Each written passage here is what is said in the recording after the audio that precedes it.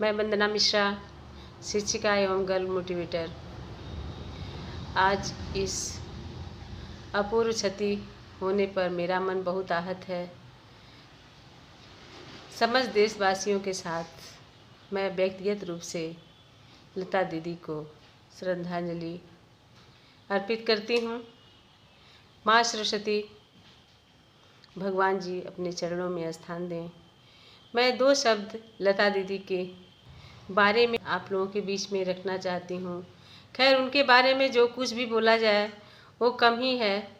लोग कहते हैं जन्म और मृत्यु, तो जन्म और मृत्यु ये तो अटल सत्य है, इसे कोई काट नहीं सकता है। जो संसार में आया है उसे मृत्यु के आगोश में तो जाना ही है। लेकिन जीवन किसी किसी का इतना अच्छा होता है, इतना अनुकरणीय होता है कि उसे सदियों भुलाया नहीं जा सकता है। उसी में से हमारी लता दीदी भी एक हैं। लता दीदी का जीवन सुंदर रहा। जितना सुंदर उनका जीवन रहा उतनी सुंदर उनकी मृत्यु भी हुई। इस बार बसंत पंचमी 5 फरवरी 2022 को थी।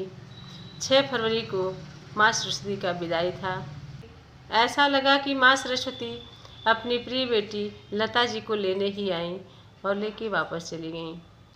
मृत्यु सदा शोक का विषय नहीं होता, मृत्यु जीवन की पूर्णता है। लता दीदी का जीवन उसमें से एक है।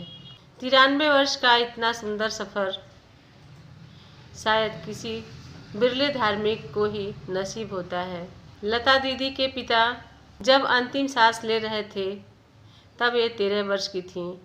उसी समय जाते जाते अपने परिवार का, बच्चों का बागडोर लता दीदी के हाथ में सौंप कर चले गए।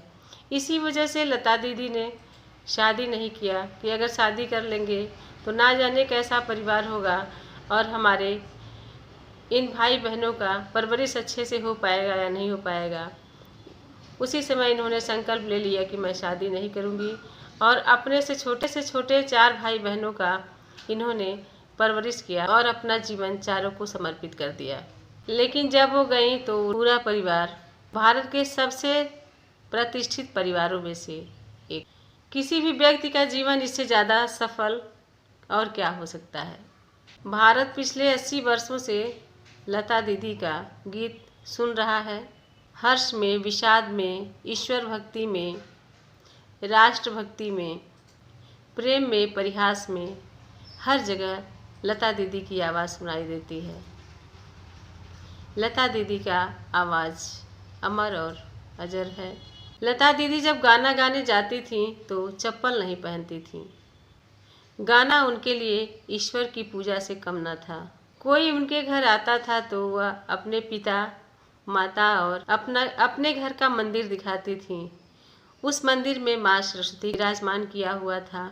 बस इन 3 चीज़ों के अलावा वो किसी को कुछ दिखाने लायक नहीं समझती थीं। और शायद सत्य भी यही है कि बाकी तो सब आना जाना है, ये 3 चीज़ें सत्य हैं। उनका भाव कैसा दार्शनिक था। कितना अद्भुत संयोग है कि वह 70 वर्षों के करियर में लगभग 36 भाषाओं में हर रस भाव में गीत गाया है। 50,000 से भी अधिक गाने लता दीदी ने गाए हैं। लता दीदी पहले अपने गायन की शुरुआत भजन से ही की थी और गायन की समाप्ति भी उन्होंने भजन से ही किया। उनका पहला गाना था ज्योति कलश छलके और अंतिम गाना उनका दाता सुन ले। उनकी यात्रा का सौंदर्य यही है। लता दीदी कभी अपने कर्तव्य से डिगी नहीं और अपने कर्तव्य मार्ग पर चलती गईं। इस महान यात्रा को पूर्ण होने पर मैं लता दीदी को सत नमन करती हूँ, श्रद्धांजलि अर्पित करती हूँ। इन्हीं शब्दों के साथ मैं विदा लेती हूँ। फिर मिलूँगी।